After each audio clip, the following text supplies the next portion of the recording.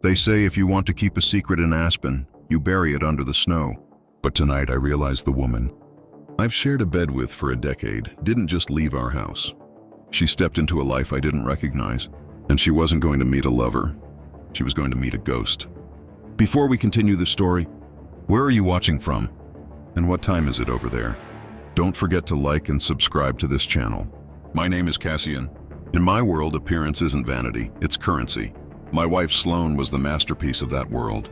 We had the $20 million mountain estate, the private jet shares, and a reputation as the power couple of the valley. To everyone else, our life was a dream. But for the last 3 months, every Friday at exactly 8 p.m., Sloane would vanish. No texts, no GPS, just a cold silence until she returned at dawn, smelling of wood smoke and old iron. I wanted to trust her. I tried to. But in a town like this, you don't ask questions you aren't prepared to hear the answer to. So I did the one thing I promised I'd never do. I tracked her. Tonight I followed her Range Rover as it wound away from the luxury boutiques and deep into the jagged, unmapped trails of the silver mines. My headlights were off. I was driving by nothing but moonlight. She pulled up to a high-security gate that shouldn't have existed.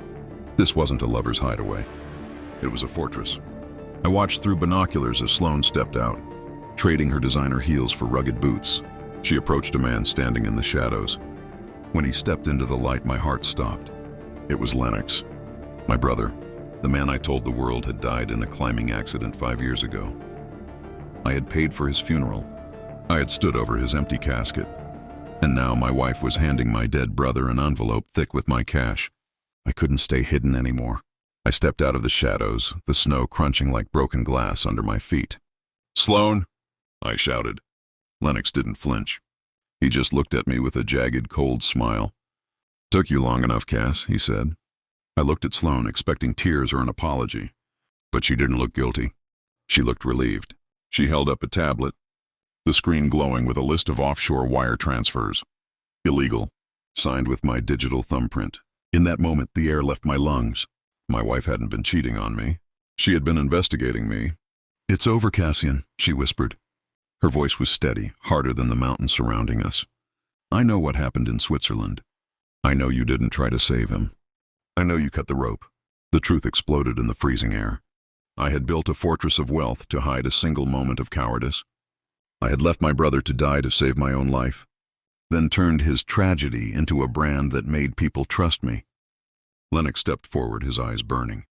"The authorities are 5 minutes away, brother. The tracker in Sloane's car? It wasn't just for you to follow. It was for them to find us." The distance was filled with the faint, rhythmic pulse of sirens.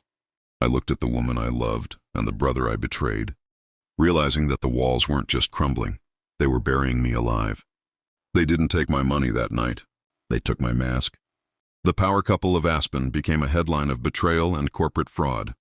Sloane lives in a quiet apartment in Manhattan now. She says she can finally sleep without the weight of my secrets crushing the room. As for me, I've traded my glass-walled mansion for a cell that's 6 feet by 8. It's very quiet here.